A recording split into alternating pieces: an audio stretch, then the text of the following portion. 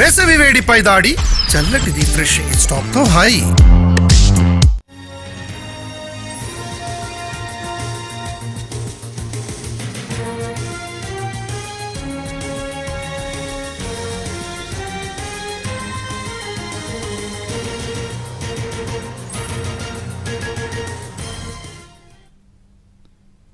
రేపు గుంటూరు జిల్లా సత్తెనపల్లిలో వైసీపీ అధినేత జగన్ టూర్పై ఉత్కంఠ నెలకొంది. ఒకవైపు పోలీసుల ఆంక్షలు, మరోవైపు వైసీపీ నేతల సవాళ్లు. ఈ సమయంలో జగన్ టూర్ సాగుతుందా అనేది సస్పెన్స్గా మారింది.